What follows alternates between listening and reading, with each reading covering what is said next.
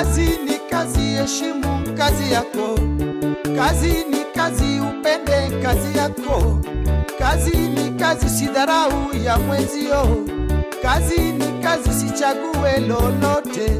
Ninasema ni kazi bora chakula, ninasema ni kazi bora mapato. Waliolinda kazi wamenawiri maisha, waliopenda kazi wanakula matunda kazi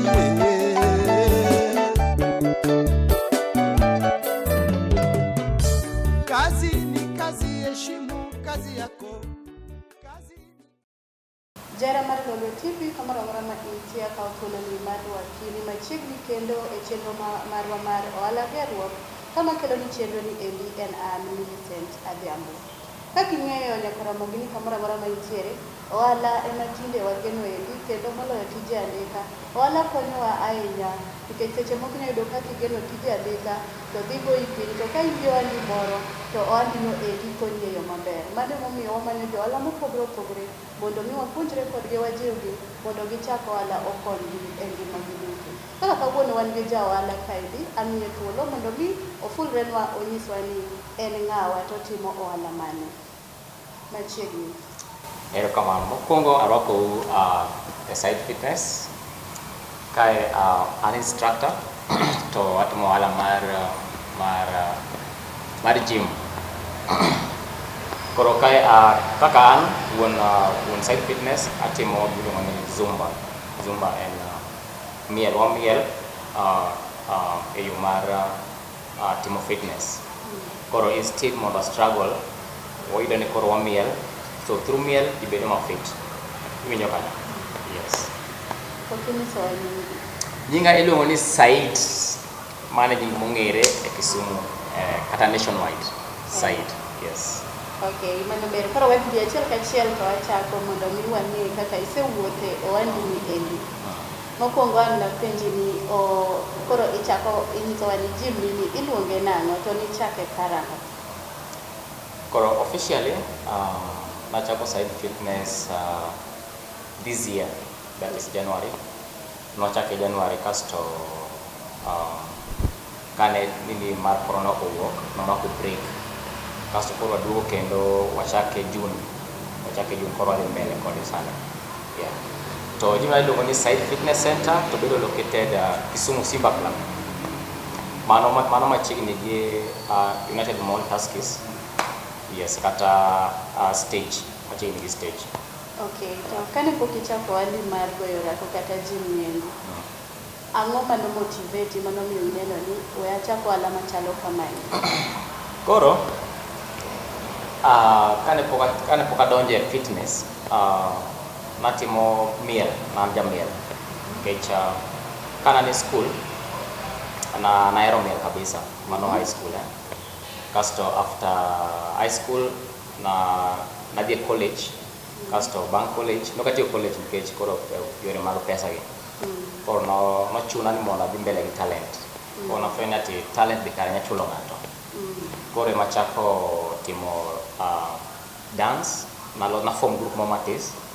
Koro napuonjo group ni. Koro kana puonjo to ne gidhi e competitions. Competitions kaka koro nide competition moro e Citizen iluongo ni Sakata. Koro nodhi e competitions gi. Kasto baadaye nanani koro ka aform miel gi jogi kimaisha ere ka gin dhi konya be jo Kisumu they appreciate miel.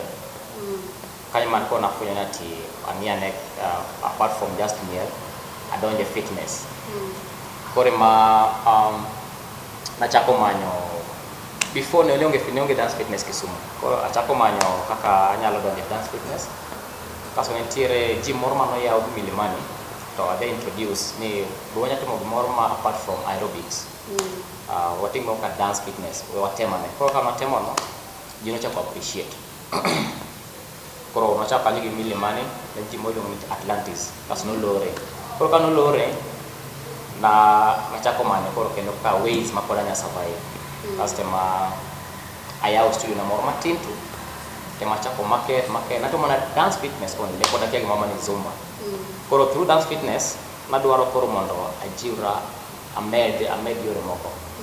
kora akama cross Zumba Fitness adhi course atimo course kasto amanyo tich andika tich Jeff Fitness emana tie kora after Jeff Fitness atiyo for like 3 years but being ni saidi ngat moro madwa gani oendelea kada bedo constant kora after Jeff Fitness adhi Aga Khan so from Aga Khan batiyo matin kasema adhi Kampala Uganda kuno batiyo matin kasadu Kisumu kasema kona ate with this all experience makora ngodo ti gyms ki why can amu me kuro kanya ya kuro team na kianda kian kuro makoro na kama kuida ya my own gym of which poda ajenge mosmos poda building mosmos.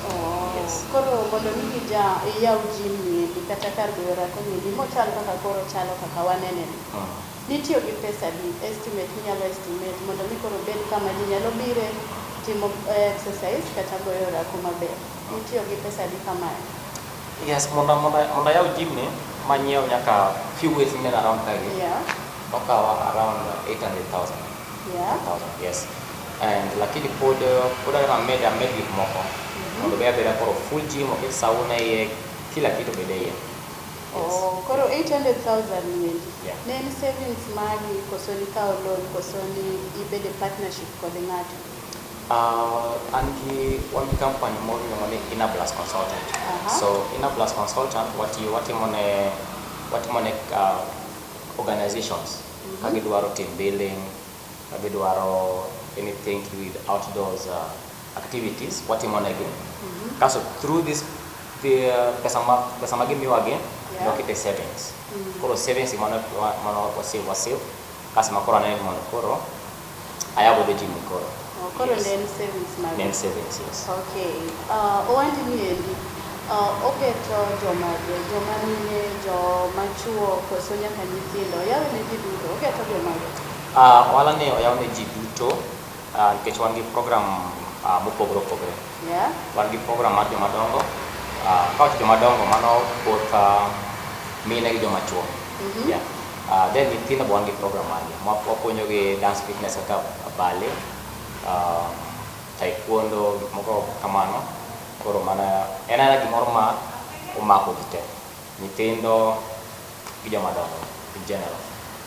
Okay, so ni bedo ya tiego ji ebera konade ni so me school koso en talent koso en passion mari en passion kaka na ngisimo kwongo kana na high school Nairobi to koro kana Nairobi tingeni ko cha dier ngeni miel gi moko oknya survive wole Kisumu kae igori nena kanya te ana miel ada ni mia pesa ngecha miel koro nyaka timarie koro from miel ni rek da convince jogi mondo ginene ati mai gi mitio mai talent mai passion time in a way mabe di konya jomoko koro na time in a way out of passion koro out of passion no koro okira nyaka fitness koro ngana timo nyaka kana fanya fitness dance fitness koro na timo ngana finding more information koro na timo course online kama hizo koro kana timo research no ema koro jiwa makoro achuko kumatere sana koro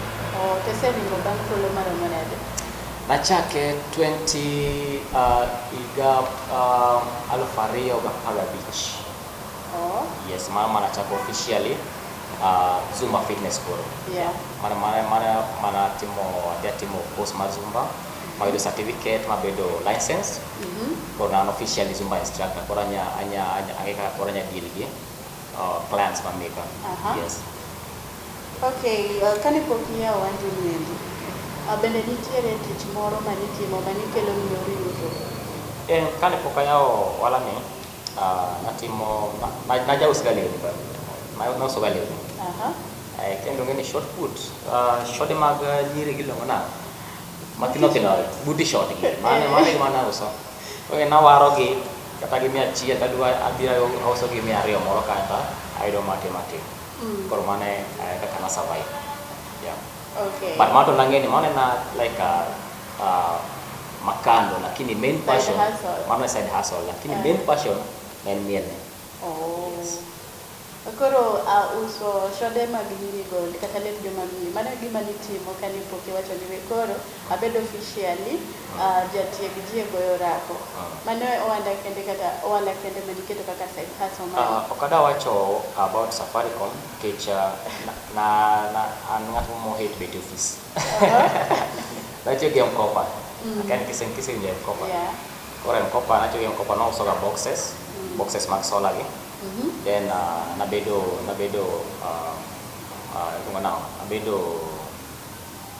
nochwala okang' mano kendo koro noketa office nomiya promotion koro noketa office kono an kaka sales manager. Lakini seche moko penyi bet the whole day lakini pacho mani mae gimoro natim adier.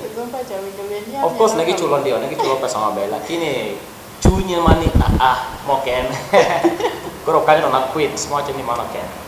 Sawa. Okay, janeno mar Lolwe TV. Githuolo ni endi an wakaw break matin, wamodhe pi matin kasto wadhi duogo e tielo mar ariyo mondo wamed ng'eyo mathoth kaka wendo ma wan go ni endi oseringo e wuodhe mar ohande mar goyo orako ni endi. Kazi ni kazi, heshimu kazi yako. Kazi ni kazi, upende kazi yako. Kazi ni kazi, usidharau ya mwenzio. Kazi ni kazi, usichague lolote. Ninasema ni kazi bora chakula, ninasema ni kazi bora mapato. Waliolinda kazi wamenawiri maisha, waliopenda kazi wanakula matunda kazi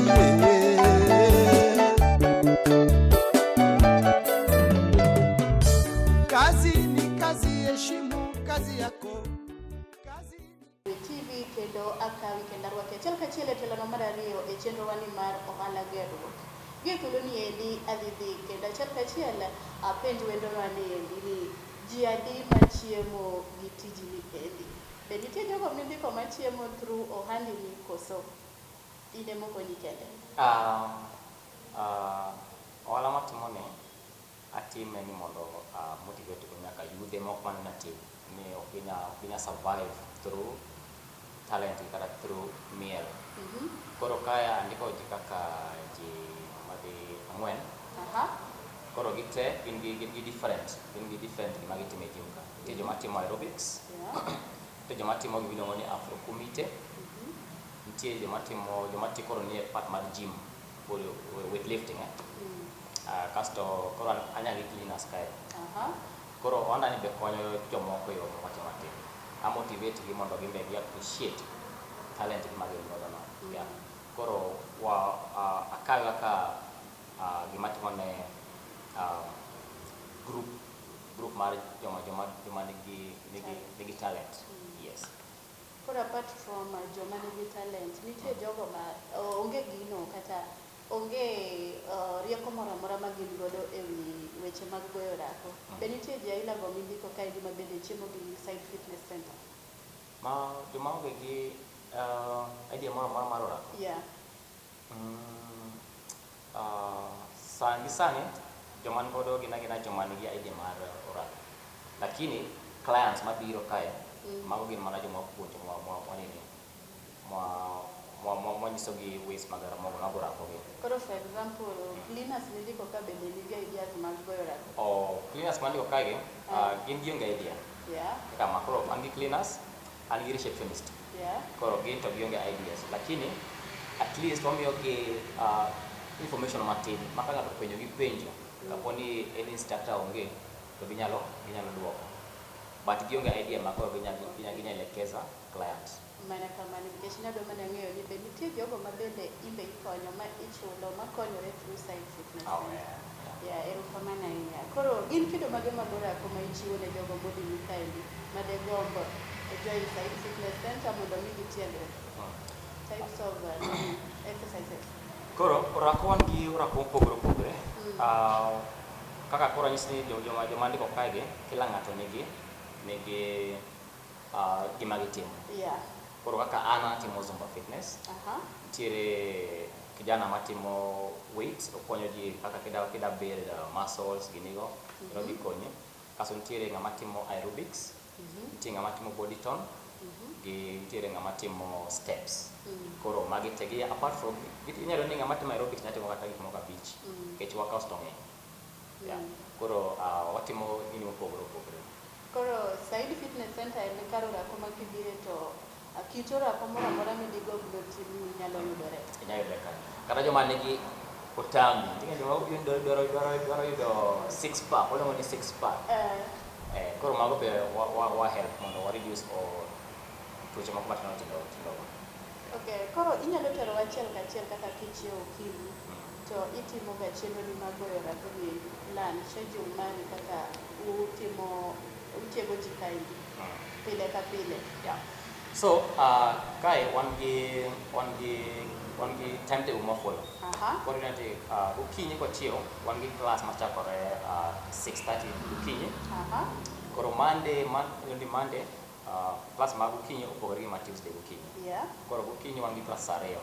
Nitie class mar 6:30 to 7:30, kasto nitie class mar saa ariyo to saa adek okinyi. Kasto godhiambo wan gi class mar saa apar gachiel to saa apar gariyo, then saa apar gariyo gi saa achiel otieno. Koro wan gi workouts mopogore opogore mamiyo ji nikech seche ni ng'ato biro okinyi ok onya make biro godhiambo. Koro waketo negi timetable koro gi-follow gi make their decision time mane ma fit kodgi.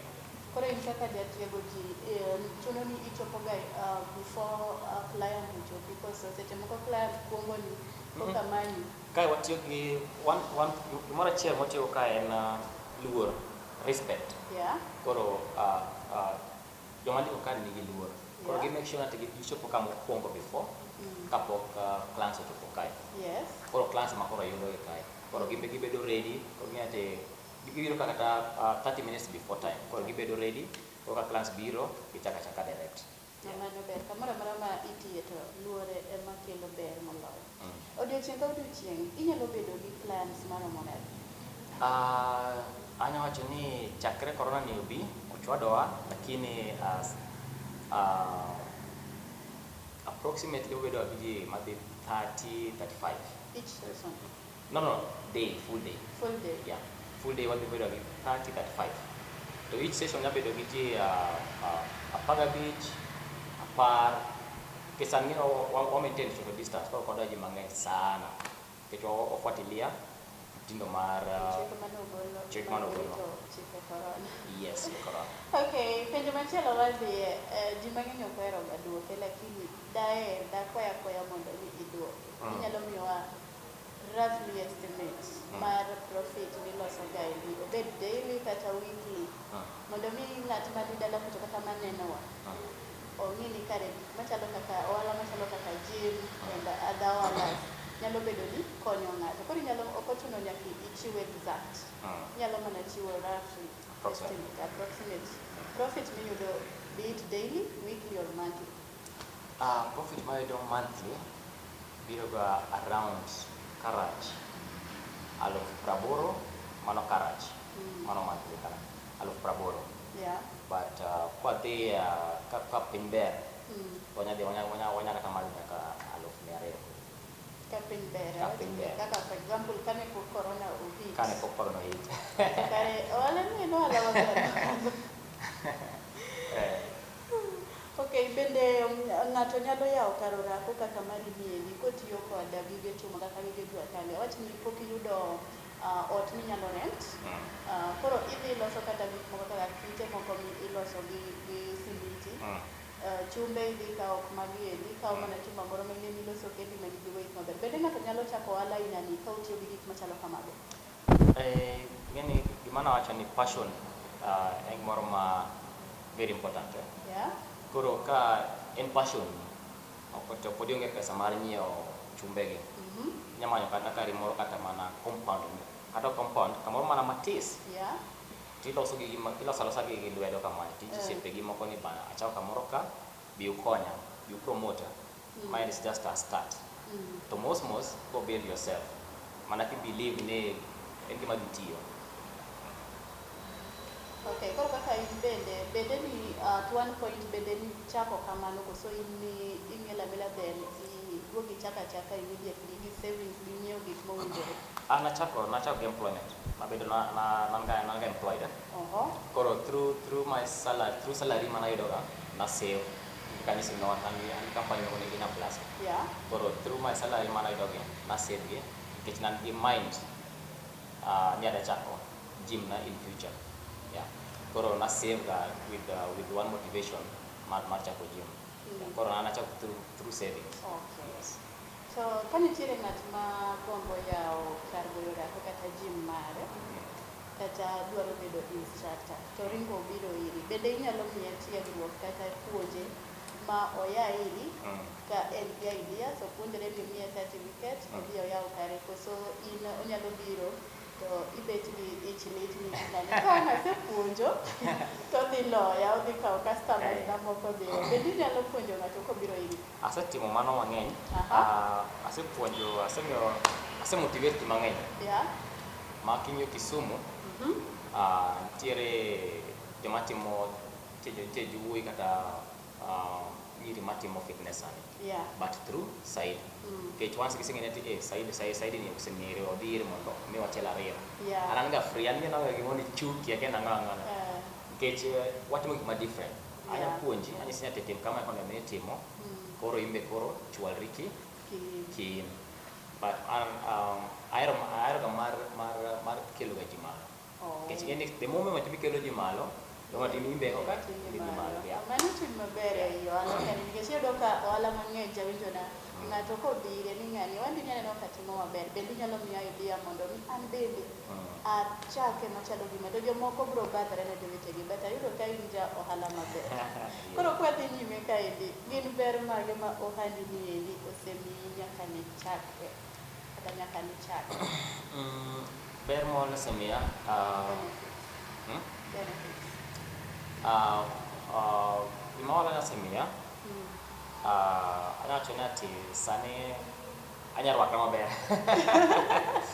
Alafu at the same time wala osemiya segena luor yani respect ma from ji kech ji nene ati atimo gimoro ma important Kisumu. Yeah. Koro gino be mora kabisa ka ji omor gima timo. Koro ji oseng'eya koro mano respect ma masegi koro mano wada nasekonya gi wacho kaila. Yeah. Kasto be sani be ko achulo oda mos ma stress. Anya chiemo anya chulo kena koro anya chulo instructors ga yo mayo. Ya koro but ber tonge ber mo singa tonge. Mano ber. Koro kaka ing'eni gimoro amora ma nigi ber bende ok kos ga bedo gi kasoro moro amora. In midhierni mage kata achiedh nade mage ma isekale nyaka niya ohala ni endi kopogore gi corona kane pok odonjo generally nyaka niyawe gin challenges mage ma iseface? Challenges ma aseface en kaka koro samoro idwa ni clients gi joma moko nya biro to gilal. Koro idwa ka seche moro sama gilal no idong' kanyo ni instructor idwa ni chul pesa onge sechego. Koro idong' kanyo ka stress be chami kanyo. Kasto challenge kendo mwan godo en ni pressure from clients. En ni class na biro gym to achana ati menua chumbe kae menua gini kamae menua sego koro pressure chwadi ka gikone. Pesa be sani be pesa be pokolo sama ber. Koro en pressure gi acho ni basically en ena pressure ma push. Kasto be semoko kaka koro sana watiere kae ni chulo rent gik moko kaila maonge nga stress sama koro business ni piny. Yeah. Kuom challenges kata achiedh nade miyudo nyaka ne tuo mar corona ni donji nikech waneno ka tuo mar corona ni endi osethiro kata duoko chien kata rocho e ji mang'eny. Jomoko bende osewito tije kaluwore kod donjo mar tuo mar corona. In corona ni endi osekelo ni mukruok mage e yor tiji ni endi? Osekelo rochruok mage oseduoki piny e yo machalo nade? Corona osechwada swaya. Nikech sani ng'eni gimana kaka achulo rent kae donge. Yeah.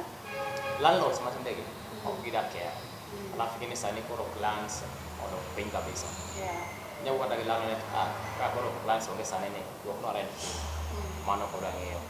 Koro ng'eni ke sani clans most clans giluoro biro gym niwach corona. Yeah. Koro ng'eni mano is the biggest challenge so far. Yeah. Koro chuna ni adhi mbele gi marketing. Ide man ng'at achiel mabiro mos kamano, lakini corona todwa e yo mar lalo clients. Yes. Koro ka clients olal to yuto bende dok. Yuto bende dok matin. Pesa bende dok matin. Koro corona ni ka osechwadi nikech awinjo kiwacho wach rent. Bende isebedo kata gi paro moro ni idwa dar ka idhi manyo wach ni kendo ot machielo mabet chudo ne piny idhi go mbele koso in nitie kaka survive. Gima timore ni Kisumu tek mondo yud space machalo kamano. Mabeche ber. Yeah. Tek kabisa. Kisumu walak halls so far. Yeah. Okay, yen puonj mane ma inyalo miyo ja ohala moro amora madwaro chako ohala machal gi mari ni kata moro mopogore. Ng'atno ma degomb chako ohala lakini pod okia kaka ochaki. Inyalo advise nang'o? Gima nyalo wacho ni ohala te ok yot. But kiseketo chuny timo gimoro, time challenge mobiro to one thing ma adaga kang'eyo ni kik give up. Nikech challenge akete piny mwacho nyati tho obedi. Koro kichako ohala oko kanyo, make sure ni en gima kik chunyi. Kik itime ni nyodu time ni in midware.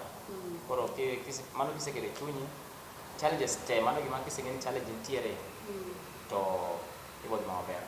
Okay, mana kaka iwinjo janeno maraneno ka saa mayo wawang'wa thuolowa mar tayo chenro ni raneno ka dhi karumo to kapok atieko ti daher mar akwayi mondo imiwa kaka inyalo yudi yore ma inyalo tudruok kodi ka dibed ni nitie ng'ato oko kuchocho moneno chenro ni edi to gombo ni Kasaid Fitness Center kachicha ema neno ka koro adwa dhi ang'owa atiegora opuonja e gora go and all that inyalo yudi nade contacts magi inyalo magi mayudi. Koro an kidayuda dhiye wang' mbuyu kata Facebook imanya Said Fitprints. Informations gate gik mwatimo e Said Fitness Center ka nitiere kuno te. To kidayuana tol e namba mar 07031439989. To wabedo located Kisumu Simba Club, that is machiegni gi United Mall kata KTS supermarket kanye kuma yudore. Okay, mana kamano janeno mar Lolwe TV getho ni ndio machopowa e giko mar chenro ni mar ohala gerruok to kopok atieko adhi ka wana thuolo ni mar jiwini in ng'ata mani oko kuchocho wawuoyo gi ji mopogore wajiwore yore kaka wanyalo chako ohala kendo wapuonjore gigo challenges gi ber mwayudo. Koro ber king'iyo ber moloyo challenges nikech gimoro amora ma ng'ato timo e piny kaendi to challenge gi nyaka bedi. Koro ka in kucho in dala in e town ng'i ane alwora mari ni inyalo timo ang'owa. Koro awacho ga pile ni chak gi kuma intiere ti gi gima in godo to tiye gi chunyi duto kihero. Mana kamano rito masani waro muru kero ngeso manyien kama ne tayo e chenro ni en an Millicent Adhiambo. Kazi ni kazi, heshimu kazi yako. Kazi ni kazi, upende kazi yako. Kazi ni kazi, sidharau ya mwenzio. Kazi ni kazi, sichague lolote. Ninasema ni kazi bora chakula. Ninasema ni kazi bora mapato. Waliolinda kazi wamenawiri maisha. Waliopenda kazi wanakula matunda kazi